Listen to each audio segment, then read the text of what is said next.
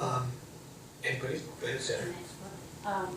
We were talking earlier, we were talking about employees that would under 20 hours and 30 hours.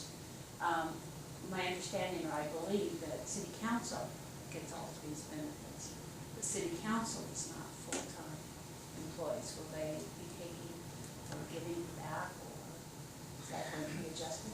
There's a little bit of history associated with that. I believe they actually had to tweaks, well, they didn't have to, but they were told that we couldn't not offer them the benefits. I believe the benefits that they're being offered, just medical, because of the way that our contract reads with the union, they had to be included. I had a couple tell me that they really didn't wish to have these for the reasons you mentioned, but in this case we did have a choice.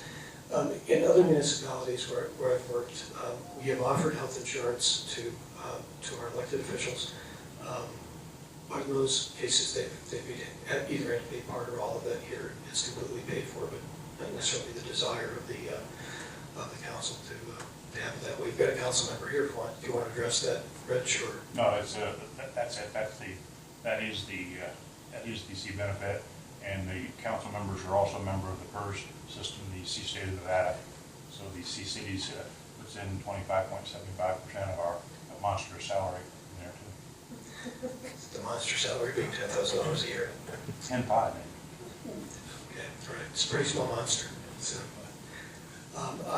Barbara, and then I'll get you next. Okay. I'd like for Chief Tanner to address the more cops issue that is before the county commission again, I believe on October 1st. Appreciate that.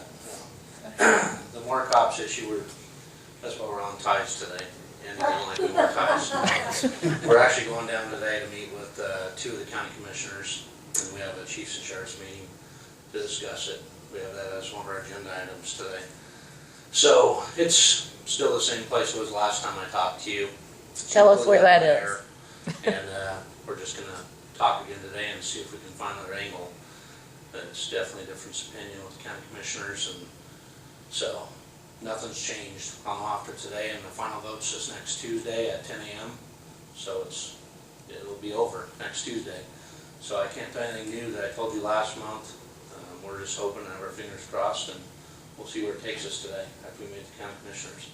But with the one proposal to cut the quarter-cent in half and make it a 0.015 sales tax increase, I believe, that cuts the number of cops that you're able to hire. So what I want is to know how many you were going to be able to hire under the original increase that the legislature approved, and now with this new proposal in front of the county commission, how does that affect the number of cops that you think you're going to be able to hire under more cops? Yeah, the legislators passed 0.15, and it would have been 2 police officers, and our reserves are so low in more cops.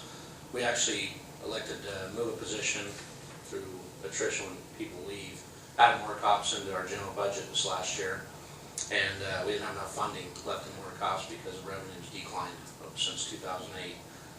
So right now, Commissioner Brager asked to move it to 0.75, half of the 0.15 on top of it's already been cut in half from 0.25 originally from taxpayers in 2004.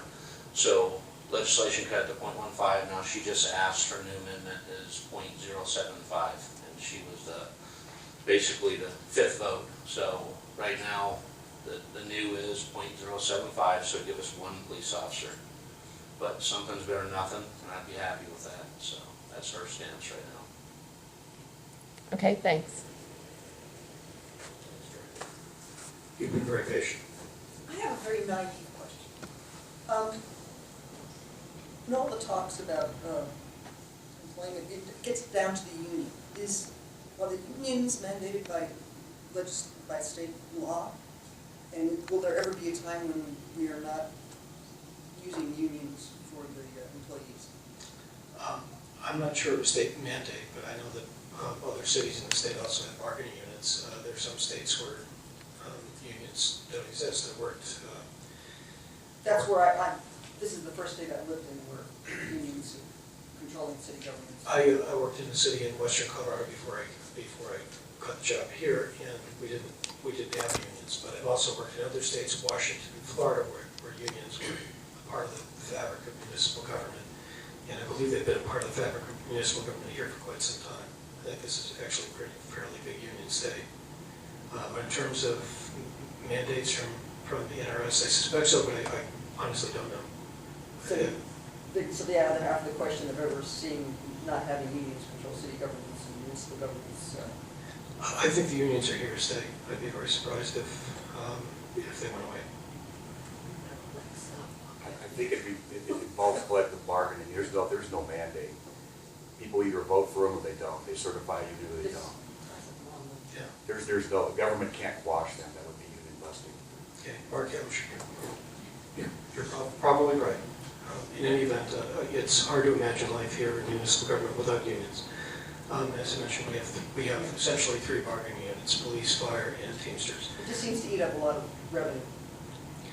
Well, in terms of the number of employees that are affected by it, the majority of our employees are covered by the union. I mean, more so than any other state I've worked that had unions.